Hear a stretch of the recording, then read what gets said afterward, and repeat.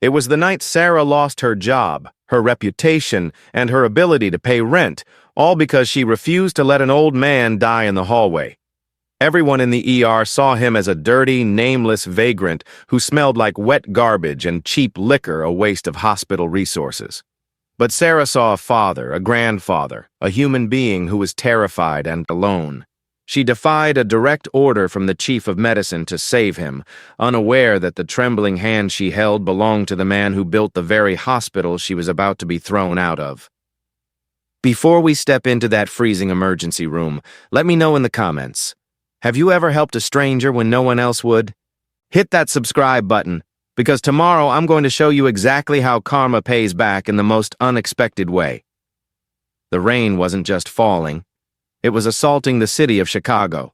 It was 3:17 a.m., the kind of hour where the soul feels heavy and hope feels thin. Inside the emergency room of St. Jude's Memorial, the fluorescent lights hummed with a headache-inducing flicker that matched the pounding in Sarah's temples. Sarah adjusted her scrubs, wincing as a sharp pain shot up her heel.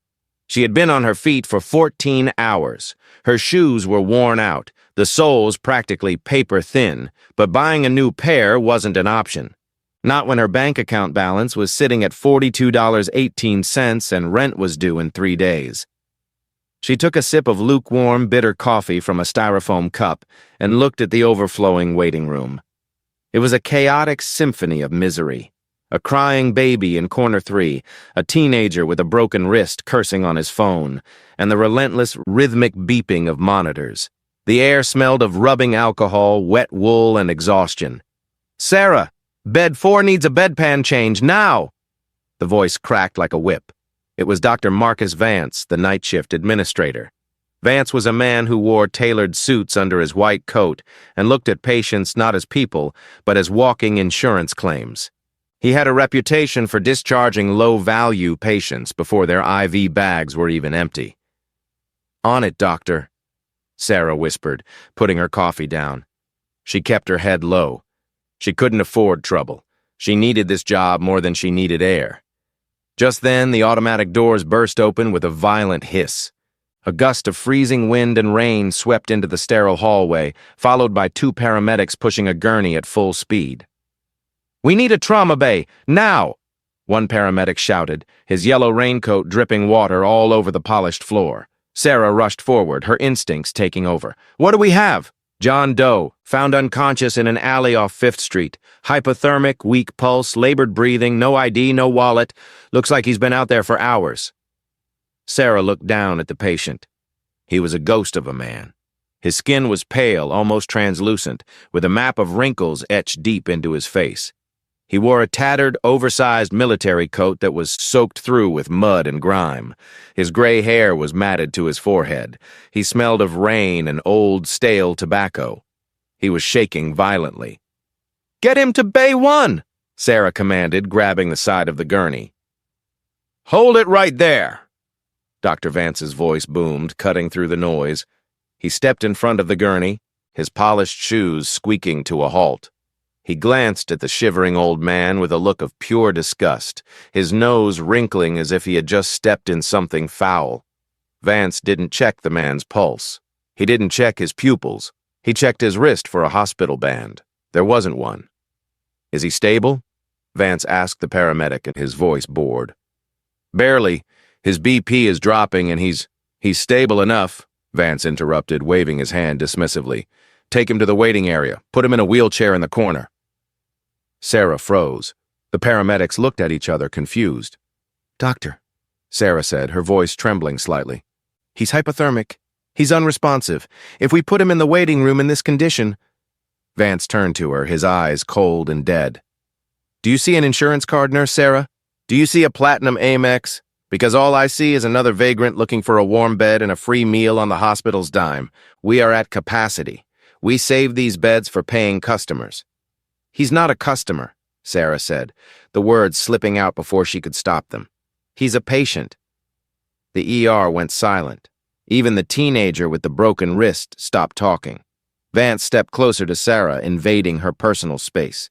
He smelled of expensive cologne, a stark contrast to the metallic smell of blood and rain around them. This isn't a charity, Sarah. It's a business, Vance hissed, low enough so only she could hear.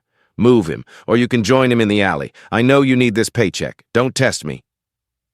Vance turned on his heel and walked away, shouting orders at a resident. The paramedics looked at Sarah, waiting. Ma'am, what do you want us to do? Sarah looked at the old man. His lips were blue. His hands were calloused and scarred, shaking uncontrollably against the thin sheet. He looked so small, so forgotten. For a second, Sarah thought about her rent. She thought about her empty fridge.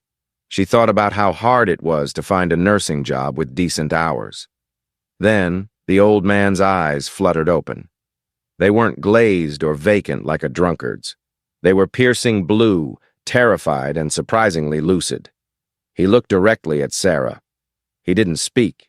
He couldn't, but his hand reached out and trembling, and his icy fingers brushed against her scrub top.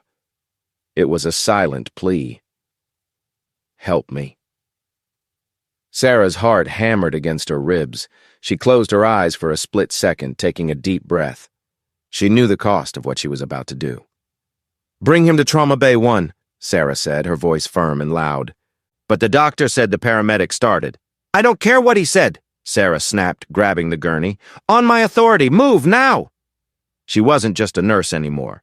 She was his only line of defense. As they wheeled him in, Sarah didn't know that by saving this nobody, she was about to start a war that would tear her life apart. The curtains of Trauma Bay 1 were drawn tight, creating a small, quiet sanctuary away from the madness of the ER. For the next hour, Sarah didn't stop. She worked with the precision of a surgeon and the tenderness of a mother. She hooked up the IV lines, adjusted the saline drip, and layered warm blankets over the old man's shivering frame. His temperature was rising, slowly but surely. The blue tint was fading from his lips. Dr. Vance hadn't returned yet. He was likely busy schmoozing with a wealthy donor's family in the VIP wing, which gave Sarah a window of time. The old man was awake now. He wasn't speaking, just watching her.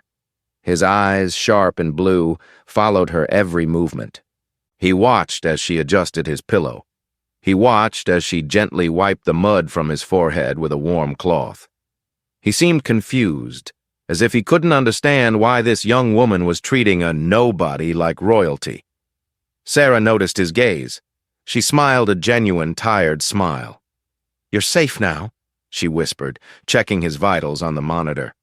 Your heart rate is stabilizing. You just need to get warm. The man's stomach gave a loud, growling rumble.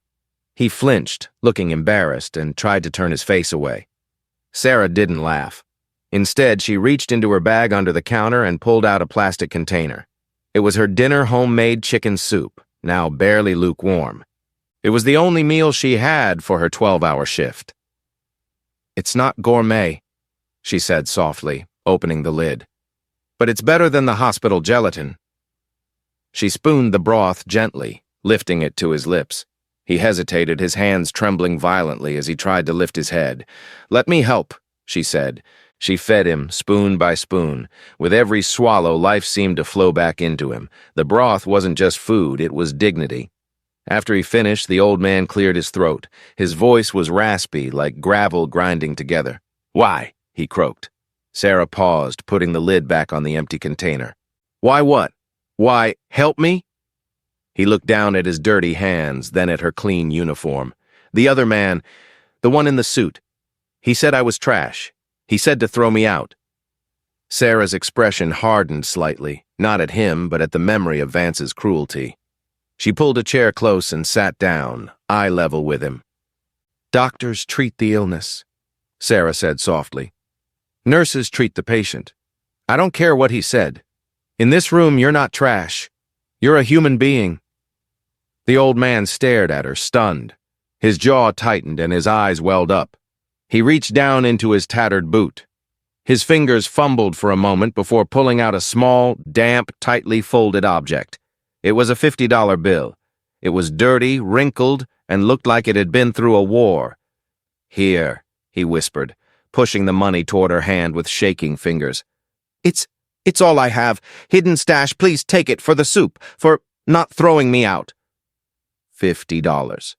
To Sarah, that was a week of groceries. That was gas money to get to work. That was the difference between eating and starving tomorrow. Her instinct was to take it. God knows she needed it. But she looked at his hand. That $50 was likely his survival for the next month.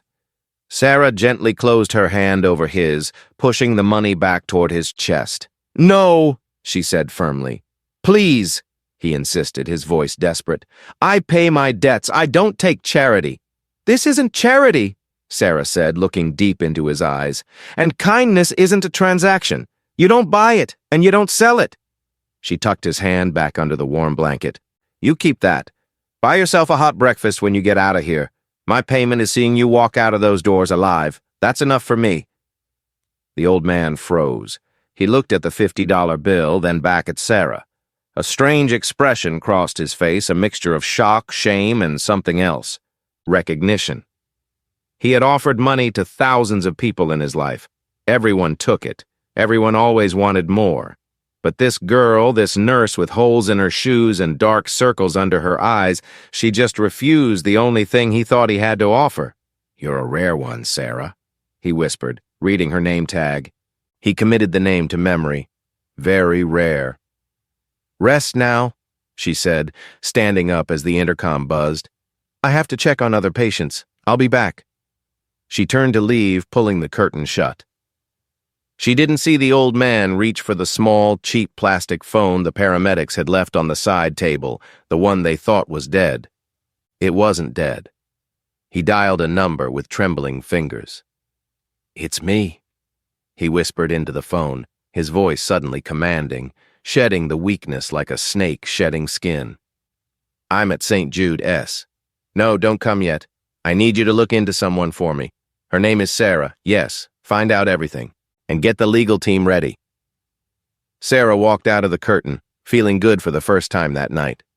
She didn't know that her act of kindness had just sealed her fate, and she certainly didn't know that Dr. Vance was standing at the nurse's station, staring at her with a termination slip in his hand. The moment Sarah stepped away from the curtain, the atmosphere in the ER shifted. The chaotic noise seemed to dampen, replaced by a suffocating tension. Dr. Vance was leaning against the central nurse's station. He wasn't shouting. He wasn't running around. He was perfectly still, holding a single sheet of pink paper between his manicured fingers. He watched Sarah approach with the look of a predator watching a wounded deer. "How is our VIP guest?" Vance asked, his voice dripping with sarcasm. "Did you fluff his pillows? Did you offer him the private suite?" Sarah stopped, wiping sweat from her forehead. "He's stable, doctor. His temperature is up to 97. He just needed warmth and fluids. He's sleeping." "Sleeping?" Vance repeated, pushing off the desk. He walked slowly toward her. "While you were playing savior to a hobo, 3 paying patients with insurance were waiting for triage. You allocated hospital resources, time, fluids, linens, and your own salary to a non-paying entity after I gave you a direct order to discharge him." Vance stopped inches from her face. The hallway went silent. Other nurses looked down at their charts, too afraid to intervene. "I took an oath to do no harm," Sarah said, her voice shaking but her chin up. "Turning him out into a freezing rainstorm would have been a death sentence." "And insubordination is a career sentence," Vance whispered. He slapped the pink paper against her chest. Sarah instinctively grabbed it. It was a termination notice. Immediate effect. Cause: gross insubordination, misappropriation of hospital resources. "Pack your things," Vance said, loud enough for the whole room to hear. "Security will escort you out in 10 minutes. If you're not gone, I'll have you arrested for trespassing." Sarah felt the floor drop out from under her. "Doctor, please, I have rent due on Tuesday. I can't lose this job. Just write me up. Suspend me, please." "You should have thought about your rent before you decided to run a homeless shelter in my trauma bay," Vance sneered. He turned to the security guard standing nearby. "Escort her. Make sure she doesn't steal any drugs on her way out." The humiliation burned her cheeks like acid. Tears stung her eyes, but she refused to let them fall, not in front of him. She walked to her locker like a zombie. Her hands trembled so badly she could barely work the combination lock. She threw her cheap stethoscope, her extra scrubs, and a framed photo of her late mother into a cardboard box. What do I do now? The thought screamed in her head. I have $42. I have nowhere to go. As the security guard, a heavy-set man named Miller, who looked sympathetic but helpless, walked her toward the exit, Sarah stopped. Wait, she said. Let me just say goodbye to him. The old man in Bay 1. I just want to make sure he knows. Someone cared. Miller sighed. Make it quick, Sarah. Sarah rushed to Trauma Bay 1. She pulled back the curtain, ready to see the blue eyes of the man she had saved. The bed was empty. The sheets were stripped. The IV pole was bare. The monitor was off. Where is he? Sarah gasped, spinning around. Where's the patient? A passing orderly stopped, holding a bag of dirty linens. The old guy? Vance ordered him out 5 minutes ago, said he was medically cleared. Saw him shuffling out the back exit. Sarah's heart shattered. He was gone. She had sacrificed everything, her job, her security, her future, for a man who had been kicked out anyway. It felt meaningless. It felt like the universe was laughing at her. Let's go, Sarah, Miller said gently, taking her elbow. They walked her to the automatic doors. The moment they opened, the wind hit her like a physical blow.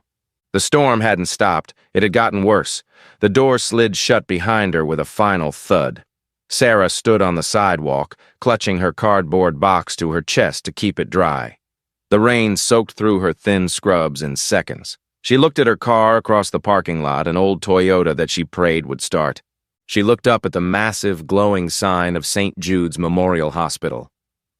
It's not fair, she whispered to the rain. Her voice broke, and finally the tears came.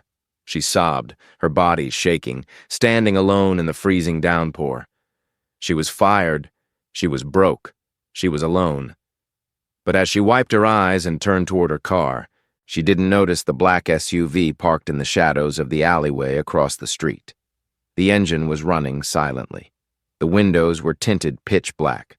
Inside the car, a pair of eyes was watching her through the rain, and the man inside was speaking into a phone. She's out. They actually did it. They fired her. A pause. No, don't help her yet. Let her go home. We need to prepare everything. Tomorrow morning, we bring the storm back to them. Sarah got into her car, the engine sputtering before finally turning over. She drove away, thinking her life was over.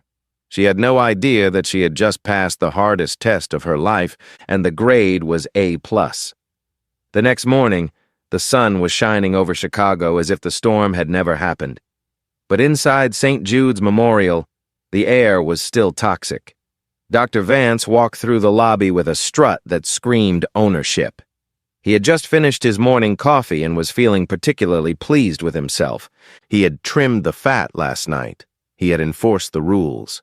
He spotted Sarah standing at the reception desk. She looked exhausted, her eyes red and puffy, wearing jeans and a hoodie instead of her scrubs. She was there to sign her termination papers and collect her final check. Vance smirked and walked over, flanked by 2 resident doctors who were too afraid to look Sarah in the eye. Still here, Sarah? Vance called out, his voice echoing in the busy lobby. I hope you're not here to beg. The decision is final. We don't employ martyrs. Sarah clenched her pen tight, her knuckles turning white. She didn't look up. Just signing the papers, Doctor. Vance, then I'm gone. Good. Vance sneered, checking his Rolex. Make it quick. You're bad for morale. Suddenly, the ground seemed to vibrate. It wasn't an earthquake. It was a low, deep rumble that grew louder by the second. It sounded like thunder, but rhythmic, mechanical, powerful. Heads turned toward the main glass entrance. The vibration rattled the coffee cups on the reception desk. What is that? A receptionist asked, standing up. Through the sliding glass doors, a convoy appeared. It wasn't an ambulance fleet. It was a procession of 3 pitch-black Cadillac Escalades, flanking a silver Rolls-Royce Phantom that gleamed like a weapon in the sunlight. The convoy screeched to a halt right in the ambulance-only zone. Hey!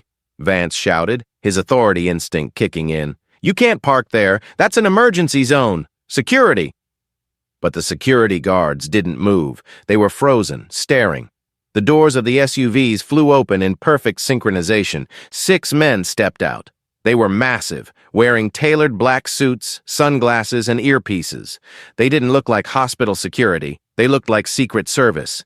They moved with military precision, forming a perimeter around the Rolls-Royce. One of them, a man with a scar on his cheek, walked up to the automatic doors and held them open, effectively taking control of the hospital entrance. Vance was confused. Who is this? A politician? A celebrity?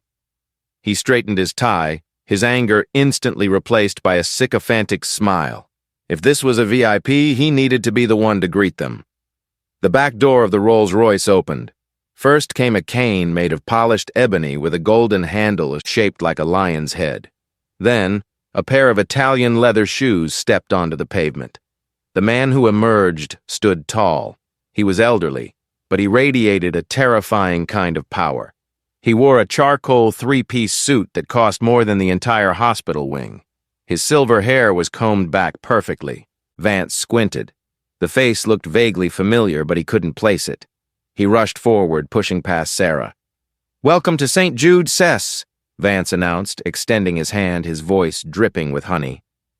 "I am Dr. Marcus Vance, Chief of Emergency Medicine. How can we assist you today? A private consultation?" The entourage ignored him completely. The bodyguards gently but firmly pushed Vance aside as if he were a piece of furniture. "Excuse me," Vance sputtered, indignant. "Do you know who I am?" The elderly man walked into the lobby. The chatter in the room died instantly. Silence swept through the waiting area.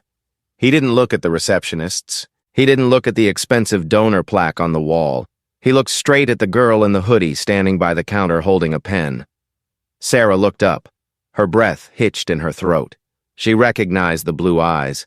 It was him, the homeless man, the trash she had saved, the man whose vomit she had cleaned up, the man she had lost her job for. But he wasn't shaking anymore. He stood like a king. He walked past the stunned Dr. Vance, past the gaping security guards, and stopped right in front of Sarah. Sarah was paralyzed. I thought they kicked you out," she whispered. The man smiled. It was the same warm smile from last night, but now it carried the weight of a billion-dollar empire. "They tried," he said, his voice deep and clear, filling the silent lobby. "But I had unfinished business." Dr. Vance, recovering from being shoved, marched over. "Sir, I must insist. You cannot just barge in here with these thugs. Who do you think you are?" The old man slowly turned his head to look at Vance. The temperature in the room seemed to drop 10 degrees. "You don't recognize me, doctor?" the man asked calmly. "Last night you called me a waste of resources. You said I belonged in the alley." Vance's face went pale. He blinked, looking from the expensive suit to the man's face. The realization hit him like a freight train. "You!" Vance stammered. "You're the vagrant? I am Arthur Sterling," the man announced, loud enough for everyone to hear. A gasp went through the room. Arthur Sterling. The name was legendary. The steel magnate, the real estate tycoon, the man who owned half the skyline of Chicago, and ironically, the man whose foundation had built the very West Wing Dr. Vance was so proud of. "Mr. Sterling," Vance's knees actually buckled. I had no idea. It was a misunderstanding, a protocol error. Arthur Sterling ignored him again. He turned back to Sarah. He took off his hat and held it to his chest, a gesture of supreme respect. "Sarah," Sterling said gently, "last night everyone saw a beggar. You saw a human being. You refused my money because you said kindness isn't a transaction." He gestured to the lawyers entering behind him carrying briefcases. "You were right. It's not a transaction. It's an investment, and today I'm here to pay my dividends." Sarah's hands were trembling. "Mr. Sterling, I don't know what to say." "Don't say anything," Sterling said, his eyes shifting back to Vance with cold fury. "Just watch." The lobby was now a theater, and every doctor, nurse, and patient within earshot was the audience. Dr. Vance, realizing that apologizing wasn't working, decided to change tactics. He straightened his spine, fixing his tie with a trembling hand. He was a man used to bullshitting his way out of lawsuits. Surely he could handle one old man. "Mr. Sterling," Vance began, his voice taking on a tone of professional condescension. "I understand you are upset, but you must look at this from my perspective. I run the most efficient ER in Chicago. My job is to prioritize resources for those who can contribute to the hospital's longevity." He pointed an accusing finger at Sarah. "This nurse violated direct orders. She risked the hospital's liability insurance by admitting an unidentified, non-paying John Doe. I fired her because she is a liability. I was protecting your investment, sir." Sarah shrank back, the shame returning. Vance was twisting the knife even now. Arthur Sterling didn't blink. He took a slow step forward, the tip of his cane clicking loudly against the marble floor. "You were protecting my investment?" Sterling asked, his voice deceptively soft. "Exactly." Vance nodded, thinking he had won. "We are a business, after all." "You are a fool," Sterling said. The words were like a slap. Sterling turned to the crowd, raising his voice so everyone could hear. "I built St. Jude's 40 years ago after my wife died of cancer. I didn't build it to make a profit. I built it so that no one would ever have to die alone and afraid." He turned back to Vance, his eyes blazing with a cold fire. "Last night I came here undercover. I wanted to see if the efficiency reports I was reading were true. And what did I find? I found a man in a $3,000 suit willing to let a human being freeze to death to save $50 in saline solution." Vance's mouth opened and closed like a fish out of water. "Sir, I didn't know it was a test." "That is the point!" Sterling roared, causing Vance to jump. "It shouldn't matter if I was Arthur Sterling or a beggar from the street. You are a doctor. Your duty is to life, not the ledger." Sterling snapped his fingers. One of the lawyers stepped forward, opening a leather briefcase and pulling out a document. "Dr. Marcus Vance," the lawyer read aloud, his voice monotone and lethal. "By the authority of the Board of Directors, which Mr. Sterling chairs, your medical privileges are hereby revoked, effective immediately." Vance went pale. You can't do that. I have a contract. I have tenure." "Read the morality clause," the lawyer said, handing him the paper. "Gross negligence.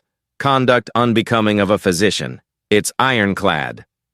Sterling stepped closer to Vance. "And I will make it my personal mission to ensure that every hospital board from here to New York knows exactly what happened last night.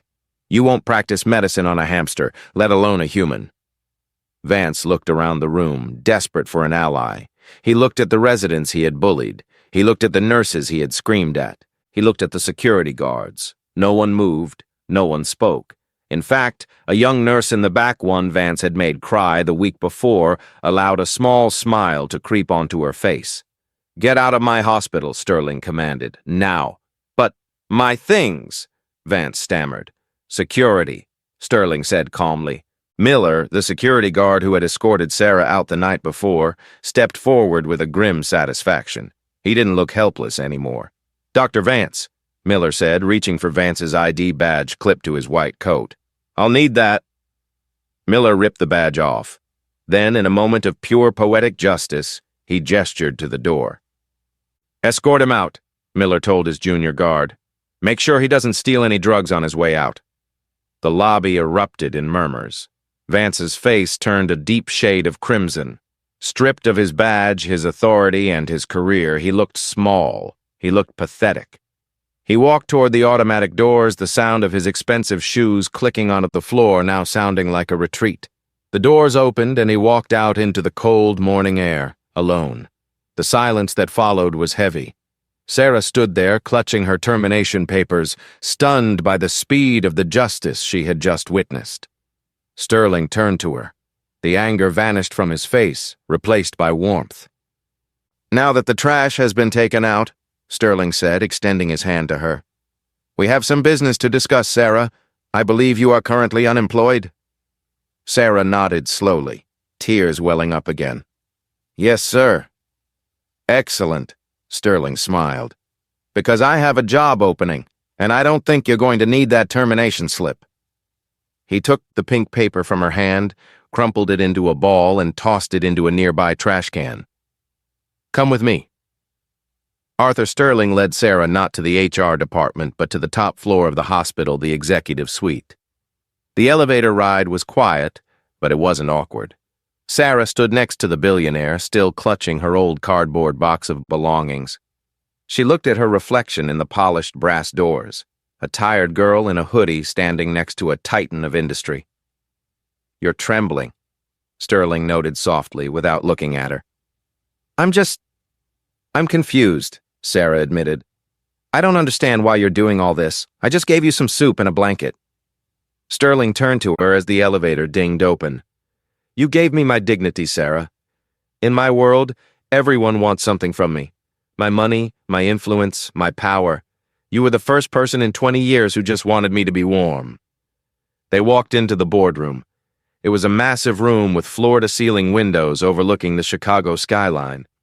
The rain had stopped completely, leaving the city glistening under the morning sun. On the long mahogany table, there was a single folder and a checkbook. Sterling pulled out a chair for her. "Please sit." Sarah sat down, feeling small in the leather executive chair. "I had my team look into your situation this morning," Sterling said, opening the folder. "I hope you don't mind the intrusion." He slid a piece of paper across the table. Sarah looked at it. It was a bank transfer confirmation. "Your student loans from nursing school," Sterling listed, pointing to the figures. "Paid in full. Your overdue rent for the last 2 months. Paid. And the lease on your apartment? I bought the building. You won't be paying rent there ever again." Sarah gasped, her hands flying to her mouth. "Mr. Sterling, I can't accept this. This is too much. It's hundreds of thousands of dollars." "It is pocket change to me," Sterling said firmly. "But it is freedom for you. You cannot care for others when you are drowning yourself." He closed the folder and leaned forward, his expression serious. "But that is not the reward, Sarah. That is just the cleanup. I didn't bring you up here to give you charity. I brought you here to give you a job." "You want to rehire me as a nurse?" Sarah asked, wiping a tear. "No," Sterling shook his head. "I have plenty of nurses. What I don't have is a heart." He gestured to the window, looking down at the hospital below. "This hospital has lost its way. Men like Vance turned it into a factory. I need someone to remind them what this place is supposed to be. I am establishing a new position effective immediately. Director of Patient Advocacy and Compassionate Care." Sarah blinked. "Director? But I'm just a junior nurse." "You are the only person in this building who understands the mission," Sterling countered. "You will have a seat on the board. You will have the authority to override any discharge if a patient has nowhere to go. You will manage a discretionary fund to help patients with medication, food, and transport." He slid a contract toward her. The salary figure made Sarah's eyes widen. It was 10 times what she was making before. "You answer only to me," Sterling said. "Your job is simple. Ensure that no one is ever treated like trash in my hospital again. Do we have a deal?" Sarah looked at the contract, then at the old man. She realized this wasn't just a job offer. He was asking her to be his conscience. He was asking her to protect the vulnerable, just like she had protected him. She picked up the pen, her hand steady for the first time that morning. "I won't let you down, Mr. Sterling." "I know," he smiled, a genuine twinkle in his eye. "You already saved me once. Now go save the rest of them." As Sarah signed her name, the door opened. It was the head of HR looking terrified. "Mr. Sterling," the HR director said, "the staff is asking, who is in charge of the ER now that Vance is gone?" Sterling looked at Sarah. "She is." Sarah stood up. She wasn't the tired girl with holes in her shoes anymore. She was the guardian of St. Jude S. "Tell the nursing staff to prep Bay 1, Sarah said, her voice finding a new strength. "And tell them that from now on, no patient is turned away, not on my watch." The change at St. Jude's didn't happen over years. Under Sarah's leadership, backed by Arthur Sterling's billions, it happened in weeks. It started with the signs. The first thing Sarah did was walk into the admission area with a screwdriver. She personally took down the plaque that Dr. Vance had put up. Payment arrangements must be made prior to admission. In its place, she hung a simple framed wooden sign. Care first, paperwork later. The atmosphere shifted overnight. The fear that had gripped the nursing staff evaporated. They no longer had to choose between their paychecks and their conscience. Month 1, the Sterling Haven. Sarah converted the old dusty records room on the ground floor into the Sterling Haven. It wasn't a medical ward, it was a sanctuary. It had soft reclining chairs, a perpetually full coffee pot, warm showers, and a stock of clean clothes for homeless patients being discharged. Arthur Sterling visited the construction site every day. He didn't just watch. The billionaire was seen pointing out where the heaters should go, ensuring the floors were heated so no one gets cold feet. Month 3, the discretionary fund. A young mother cried at the pharmacy counter because she couldn't afford her son's asthma inhaler. The pharmacist, usually strict, looked at the new computer system. A pop-up notification appeared, authorized by Director Sarah. "It's covered, ma'am," the pharmacist smiled. "Put your wallet away." Sarah watched from the balcony above, her heart full. She wasn't just fixing bodies, she was fixing lives. Month 6, the bond. But the biggest transformation wasn't the hospital, it was Arthur Sterling himself. The man who was known as a cold, ruthless tycoon began to soften.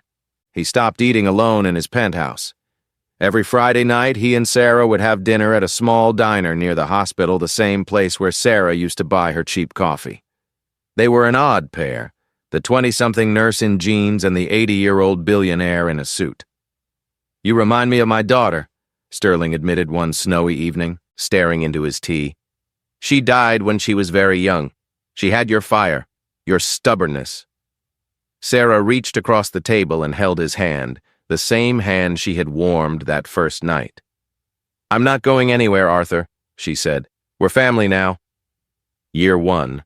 The recognition St. Jude's was voted Hospital of the Year. The ceremony was lavish.